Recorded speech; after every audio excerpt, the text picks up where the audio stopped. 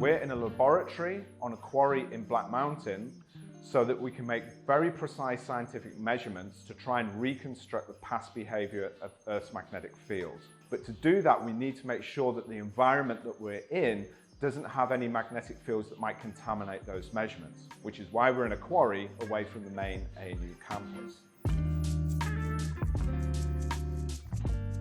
Hi, my name's David Heslop. I work at the Research School of Earth Sciences, and welcome to the Black Mountain Paleomagnetism Laboratory.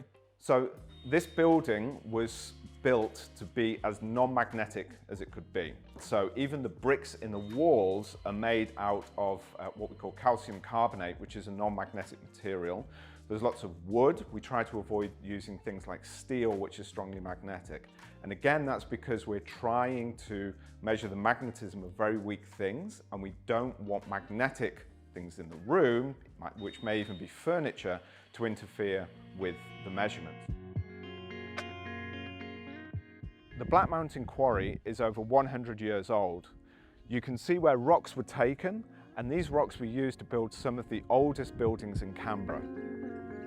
So this may be the only non-magnetic water tank in Australia.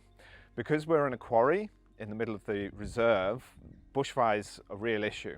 So we need to make sure that we've got plenty of water in order to protect us in case of a bushfire. But the problem is most water tanks are magnetic. So we had to build this one, especially making sure that it was non-magnetic so that it wouldn't interfere with our measurements.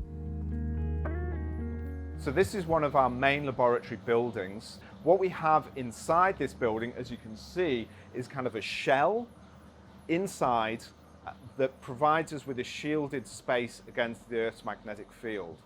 The way that this works is that the walls that you can see of the shell actually have steel inside them, and we've magnetized that steel to be in the opposite direction to the Earth's magnetic field.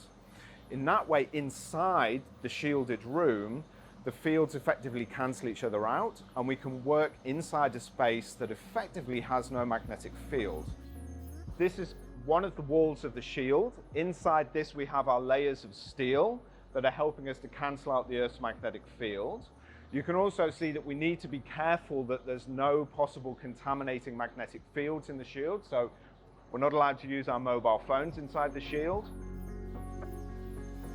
So the instrument that we have here is taking samples of geological material. So in this small plastic cube, we have sediment from a lake in Western Victoria. And earlier this year, we took a corer out to that lake, we dropped it down onto the lake floor, and we were able to collect about a 4-meter long core or tube of sediment from the bottom of the lake. Now that lake goes back in time about 10,000 years.